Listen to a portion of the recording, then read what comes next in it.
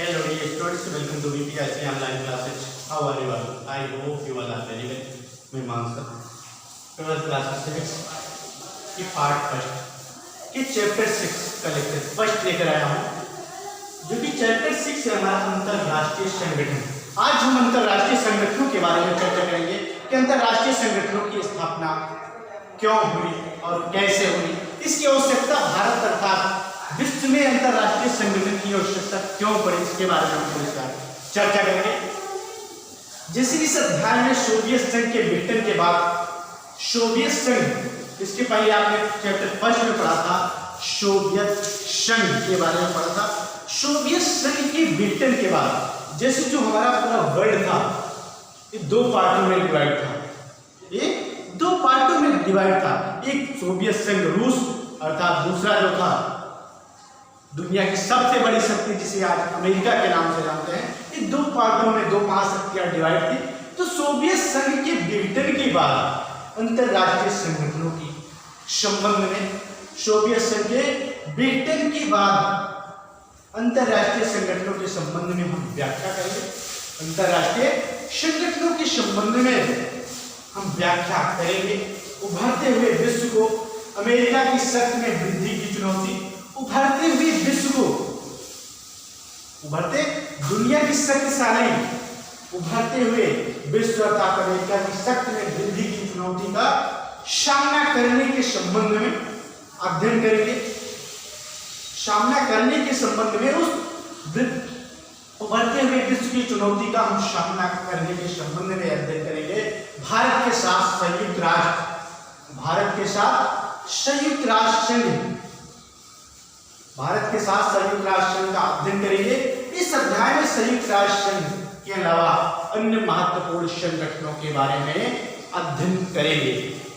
इस अध्याय में हम संयुक्त राष्ट्र संघ के अलावा अन्य महत्वपूर्ण संगठनों के बारे में भी अध्ययन करेंगे। जैसे हम सबसे पहले चर्चा करते हैं संयुक्त राष्ट्र संघ की स्थापना कब और कैसे हुई, इसके बारे में हम चर्चा करते हैं। अंतरराष्ट्रीय संगठन में संयुक्त राष्ट्र संघ,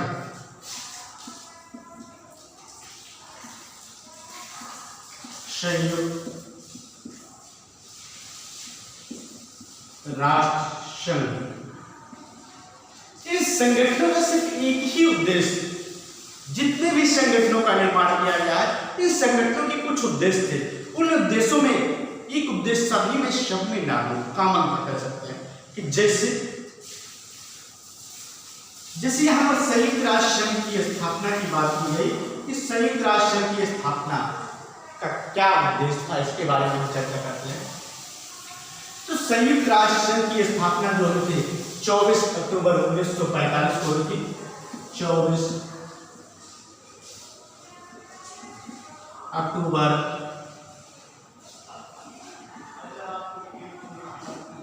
1945, संयुक्त राष्ट्र संघ की स्थापना 24 अक्टूबर 1945 को हुई थी। इस संगठन अर्थात संयुक्त राष्ट्र संघ की स्थापना के उद्देश्य क्या थे, इन उद्देश्यों के बारे में चर्चा करते हैं। जब इसकी स्थापना हुई तब इस संयुक्त राष्ट्र संघ में सदस्यों की संख्या 51 थी। 51 देश शामिल थे। आज वर्तमान में हम चर्चा करते हैं कि संयुक्त राष्ट्र संघ में सदस्यों की संख्या 193 है, बट 1945 में 51 थी। तो संयुक्त राष्ट्र संघ की स्थापना का उद्देश्य क्या था, इसके उद्देश्य के बारे में हम चर्चा करेंगे कि इसकी स्थापना क्यों की गई, क्यों की गई। नंबर 1 उद्देश्य था इसका, उद्देश्य नंबर 1 है विश्व में शांति की स्थापना करना। जो संयुक्त राष्ट्र संघ का उद्देश्य रखा गया विश्व में शांति की स्थापना करना, विश्व में शांति की स्थापना,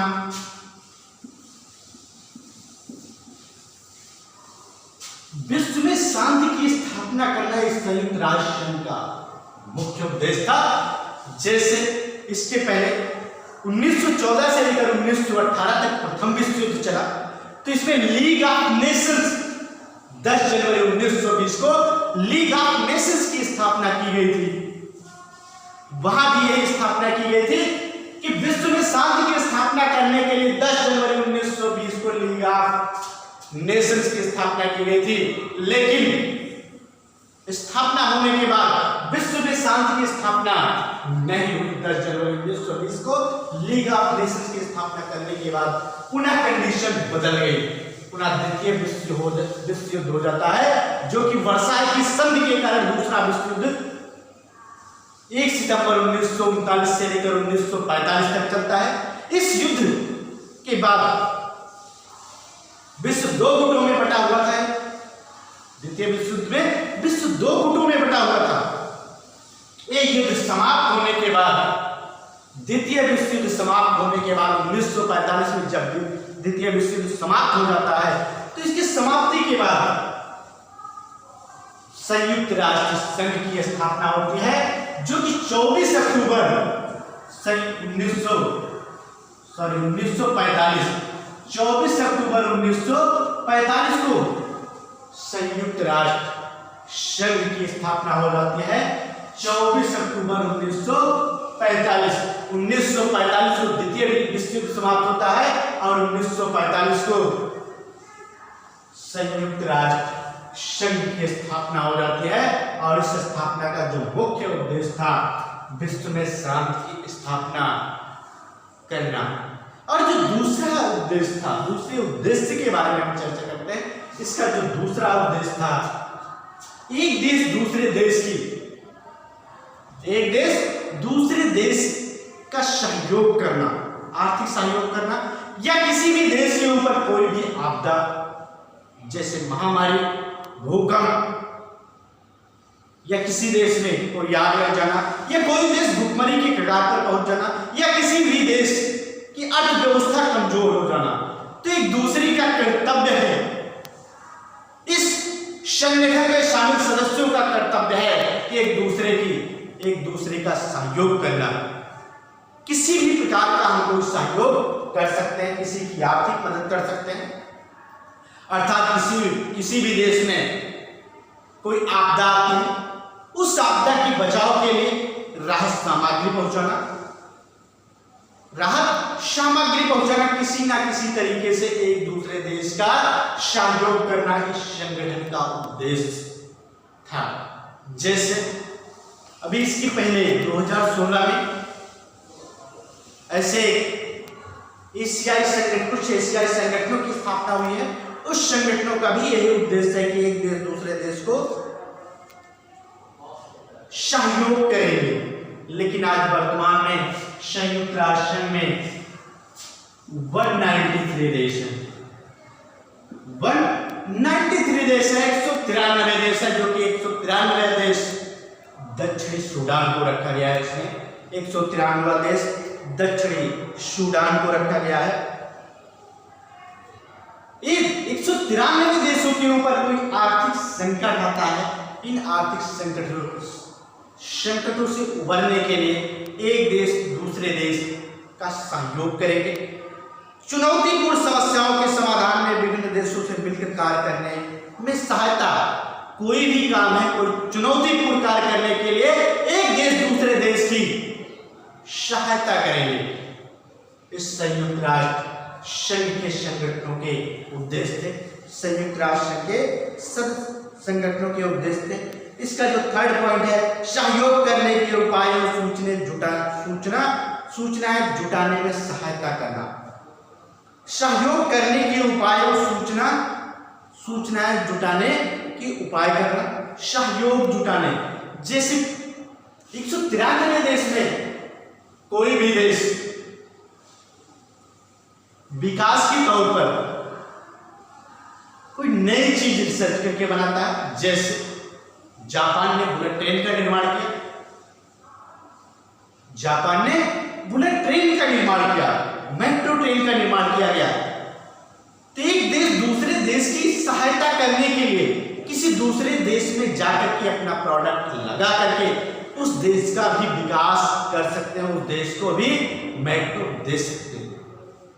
एक देश दूसरे देश की किसी ना किसी तरीके से मदद करना ही संयुक्त राष्ट्र संघ के संगठनों में जो सदस्य हैं उनका कर्तव्य है, अर्थात विश्व में शांति की स्थापना करना उनका कर्तव्य है। और हम चर्चा करते हैं संयुक्त राष्ट्र संघ की जो स्थापना की गई थी, इस स्थापना का एक प्रतीक चिन्ह था। इस प्रतीक चिन्ह के बारे में हम चर्चा करेंगे कि प्रतीक चिन्ह कैसे था। ये दुनिया का नक्शा बना हुआ, इस प्रतीक चिन्ह में दुनिया पूरे विश्व का नक्शा बना हुआ है, सभी देशों को दर्शाया गया है। पूरे विश्व ग्लोब मानचित्र को उठाएंगे तो जो विश्व का नक्शा बना हुआ है, इस संयुक्त राष्ट्र संघ का जो प्रतीक चिन्ह रखा गया है उसमें पूरे वर्ल्ड का नक्शा बना हुआ है। उस नक्शे के दोनों तरफ, उस नक्शे के अर्थात दोनों तरफ क्या, चारों तरफ कह सकते हैं जैतून की पत्तियां, जैसे गेहूं की बाली होती है, ऐसे जैतून की पत्तियां दोनों तरफ, ये पत्तियां विश्व शांति का संकेत करती है। ये जो पत्तियां हैं पूरे विश्व में शांति का संकेत करते हैं, अर्थात पूरे विश्व में शांति की स्थापना करने के लिए संकेत करते हैं। विश्व में जो नक्शा बना हुआ है, जो इसका प्रतीक चिन्ह है, यहाँ पे क्वेश्चन बनता है, पूछा जा सकता है विश्व की संयुक्त राष्ट्र संघ का प्रतीक चिन्ह क्या है। तो हम यहाँ पर संयुक्त राष्ट्र संघ का जो प्रतीक चिन्ह है, यहाँ पर हम कह सकते हैं जैतून की दो बालियां, जो कि पूरे विश्व को जैतून की दो बालियां चारों तरफ से घेरे हुए हैं और इसमें पूरे विश्व को दर्शाया गया है। इस प्रतीक चिन्ह में पूरे विश्व को दर्शाया गया और चारों तरफ से जैतून की दो बालियां इस पूरे विश्व के मानचित्र को घेरे हुए हैं।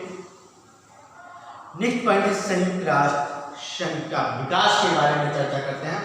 संयुक्त राष्ट्र संघ का विकास कैसे हुआ।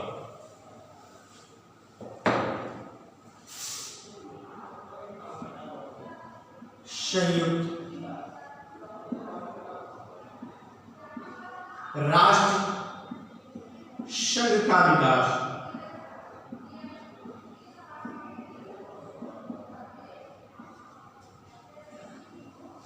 संयुक्त राष्ट्र संघ का विकास के बारे में चर्चा करते हैं कि संयुक्त राष्ट्र संघ का विकास कैसे हो सकता है, इसके बारे में चर्चा करेंगे। जिससे अभी बताया कि संयुक्त राष्ट्र संघ में शामिल सदस्यों की संख्या 193 है, 193 देश है। 193 देशों में कोई भी देश किसी नई चीज का निर्माण करता है। जैसे चर्चा करते हैं फ्रांस से भारत में राफेल है, फ्रांस के द्वारा राफेल का निर्माण किया गया। फ्रांस के द्वारा राफेल का निर्माण किया गया तो भारत ने उस राफेल को आयात किया था, वहां से मंगाया। इससे भारत का भी विकास हुआ कि भारत में राफेल हो गए, अर्थात अपनी सीमा को सुरक्षित रखने के लिए, अर्थात विदेशी सैनिकों से लड़ने के लिए, दूसरे देशों से लड़ने के लिए हमारे पास एक हथियार हो गया। तो कहने का मतलब एक देश दूसरे देश के आर्थिक सहयोग देकर, एक देश दूसरे देश को आर्थिक सहयोग अर्थात अपने प्रोडक्ट को देकर के किसी भी देश में एक नई तकनीक के द्वारा उस देश का विकास किया जा सकता है। जैसे जापान के द्वारा भारत में बुलेट ट्रेन, मेट्रो ट्रेन का निर्माण हुआ, इससे भारत का विकास हुआ। अर्थात फ्रांस के द्वारा भारत में राफेल आए, इससे भी भारत की टेक्नोलॉजी आगे बढ़ी, भारत की तकनीक आगे बढ़ी, भारत की युद्ध करने अर्थात सैनिकों से, विदेशी सैनिकों से लड़ने की जो क्षमता थी उसमें भी काफी परिवर्तन आया। इससे भारत की तकनीकी में परिवर्तन आया। तो एक देश दूसरे देश को, किसी भी देश में कोई भी चीज रिसर्च होती है या किसी भी वस्तु का निर्माण किया जाता है तो देश दूसरे देश को अपनी वस्तु को बेचकर अर्थात भेजकर उस देश का भी विकास होता है जिस देश में वो वस्तु प्रोडक्ट जाता है। अर्थात जो देश निर्माण करता है किसी वस्तु का, उस देश की अर्थव्यवस्था भी मजबूत होती है और वो देश भी विकास करके आगे बढ़ता है। उस देश की अर्थव्यवस्था मजबूत होती है और वो देश विकास करके आगे बढ़ता है। जैसे आज विश्व का सबसे शक्तिशाली अर्थात पावरफुल देश की श्रेणी में आता है, पूछा जाता है विश्व का सबसे शक्तिशाली देश कौन सा है, तो आज हम अमेरिका की चर्चा करते हैं कि विश्व विश्व का सबसे शक्तिशाली देश अमेरिका है। अमेरिका ने आज लगभग सभी वस्तुओं का निर्माण कर चुका है और खुद अपने देश में अपने बनाए हुए प्रोडक्ट का प्रयोग अधिक से अधिक बनाए हुए प्रोडक्ट का यूज करता है। इसलिए आज विश्व की सबसे बड़ी अर्थव्यवस्था अगर किसी भी देश की है तो अमेरिका की, वो दूसरे देश को निर्यात भी करता है, दूसरे देश को निर्यात भी करता है। निर्यात करने से जो पैसा आता है उस देश में, उस देश की अर्थव्यवस्था मजबूत होती है। उस देश की अर्थव्यवस्था मजबूत होती है। अर्थव्यवस्था मजबूत होने से वो देश विश्व के शक्तिशाली श्रेणियों में शामिल होगा, अर्थात वो विश्व का सबसे बड़ा शक्तिशाली देश बनकर उभरेगा। तो ये संयुक्त राष्ट्र संघ की स्थापना के उद्देश्य, प्रत्येक प्रतीक, चिन्ह, अब इसके बारे में हम आगे जो चर्चा करेंगे, नेक्स्ट वीडियो में चर्चा करेंगे। इसके जो कुछ हैंड है, जो पार्ट है, उसे नेक्स्ट वीडियो में लेकर आएंगे। Thank you class 16 number teacher.